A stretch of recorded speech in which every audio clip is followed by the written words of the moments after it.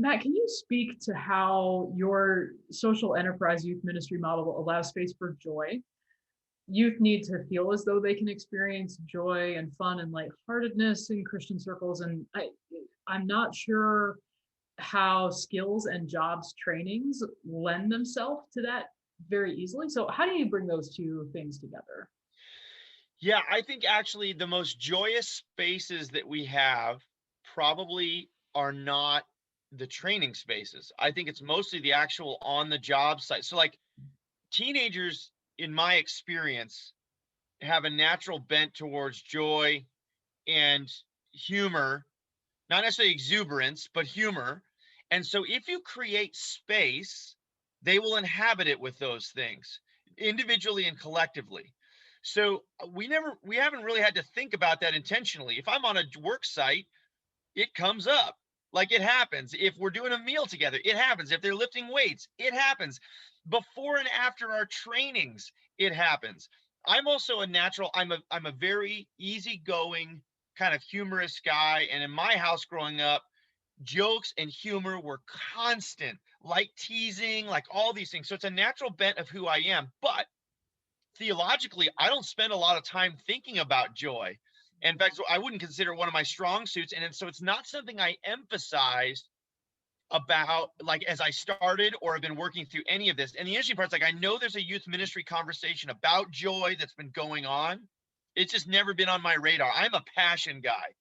I am all about thinking in doggedly that out of our theology, the idea is that you will find life, which includes hope, peace, joy, and suffering.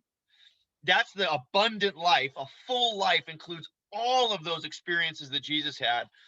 And if you lay your life down, life will spring up. That kind of full life will spring up. That's my main theological mantra. So I don't spend a lot of time thinking about joy. I think I probably cultivate it as I lead because I'm just kind of a funny sort of guy, pretty upbeat.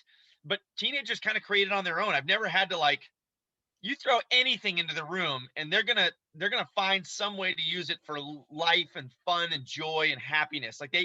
it's just who they are. So it's not something I've thought about really intentionally. I tend to be more on the passion and let's go do this end of things. Yeah, yeah, but I can totally hear that the joy while working and the joy that just becomes a part of all of the situations. Yeah, like one example I would tell you is the most annoying, loudest, and joyous day in our operation is on max day for the weight program. So throughout our church offices, when they are doing their max weight, and everybody gets around everybody else that's doing their max from the because we don't have all athletes. Like some of these are kids who don't have an athletic bone in their body, but have come and done this and the explosion of energy and joy and cheering when somebody makes their weight is incredible. And we are like the opposite of CrossFit. We are not about macho, like do more. It's about community and encouragement and progress and technique for like safety and health and all those reasons. But we do a max day. And when it happens, there's an explosion of joy because we've cultivated a soil in which everybody greets everybody coming and going.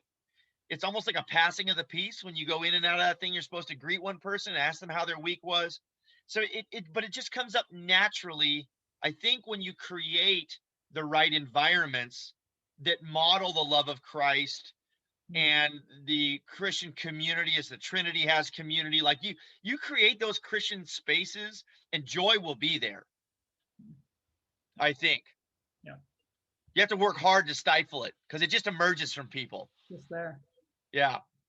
Thanks. Oh, and I will one other thing I'll say about that is I will say on the entrepreneurial end, for me, a great deal of the joy I do experience is taking a calculated risk. So for me, there is joy in trying to give glory and honor to God by taking a gamble for the sake of God's kingdom. It's always a reasonable gamble. I'm not a reckless person. But when I have to trust deeply that God's going to provide and then something happens, joy explodes for me. Yesterday, we had a student 2 days ago who was not even a part of the Forge, was a part of our youth ministry, but went on some mission trips with us, wrote a $500 check. They're 20 years old or 21, wrote a $500 check to the Forge because they out of the mission work we did and then hearing about the forge have cultivated a sense of like generosity and kind of tithing. And it just showed up unsolicited, unasked for, unexpected. That was an incredible moment of joy. So again, the spirit's in there somewhere, just these incidental things that you run into because you took a risk and all of a sudden there's fruit. That's incredibly joyous, I think. Yeah. Yeah. Yeah.